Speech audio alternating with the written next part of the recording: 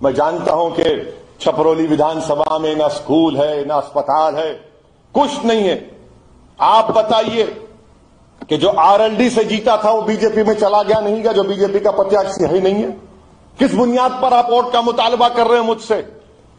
کیا گارنٹی ہے وہ کہ دوبارہ بی جے پی میں نہ چلا جائے؟ کیا یہ بات سچ نہیں ہے کہ جس کو بی جے پی سے ٹکٹ نہیں دیا وہ RLD میں آ گیا؟ اور آپ کیا کریں گے؟ آپ دری بچھائیں گے کہ زندگی میں صرف ہرانا آپ کا مقصد ہے؟ میرا مقصد نہیں, میرا مقصد جیتنا ہے. یقیناً ہم ہرائیں گے اپنے اتحاد سے, یقیناً ہم ہرائیں گے اپنی حصہ داری سے, یقیناً ہم فرقہ پرستی کو, بی جے پی سنگھ پریوار کو ہرائیں گے بھاگیہ داری سے.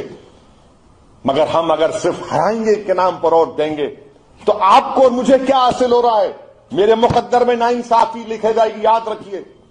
بھیک مانگنے سے انصاف نہیں ملتا, اٹھ کر کھڑے ہو کر کمزوروں کا ساتھ دے کر بابو سنگھ کشواہا کو مکھیہ منتری بنائیں گے تو انصاف بھی ہوگا, عزت بھی ملے گی. ہماری تمام گھروں کے سامنے جو خطرے ہیں وہ خطرے کم ہوں گے, نوجوانوں کا مستقبل اچھا ہوگا. میں جانتا ہوں کہ CAA کے احتجاج میں آرا گاؤں میں مفتی عباس کو کیسے ٹارگٹ کیا گیا تھا, کس نے آواز اٹھائی؟ جب کووڈ کا پہلا ویو چل رہا تھا تو تبلیغی جماعت کو نشانہ بنایا گیا, کس نے آواز اٹھائی؟ ایک ویڈیو دکھاؤ مجھے جس میں اکھلیش, جس میں RLD, جس میں بسپا کا کوئی نیتا تبلیغی جماعت کی تائید میں کہہ رہا تھا. اگر کوئی کہہ رہا تھا تو یہ دیوانہ کہہ رہا تھا کہ تبلیغی جماعت اخلاص کی بنیاد پر کام کرتی ہے. جھوٹا الزام ان پر لگایا گیا. ہر جگہ پر میں نے کہا الحمدللہ کورٹس کے ذریعے پورے مقدمات ختم ہو گئے. میرے عزیز دوستوں اور بزرگوں, میری آپ سے ادباً گزارش ہے کہ آپ 10 فروری کے دن پتنگ کے نشان پر بٹن دبائیے, اتحاد پیدا کریے. آپ کے سامنے بربادی کی داستان, کون سی بربادی کی داستان میں تمہارے سامنے بیان کروں. کتنے السنکھیک سماج کے مسلمانوں کو 5 ایکڑ زمینیں 1.70%. سب سے زیادہ بے روزگار کون ہے؟ دلت سماج سے بھی زیادہ اگر بے روزگار ہے تو مسلمان ہیں.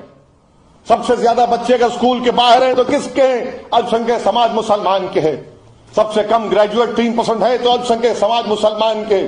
سب سے کم PG ہولڈر 1% اتر پردیش میں تو مسلمان ہیں.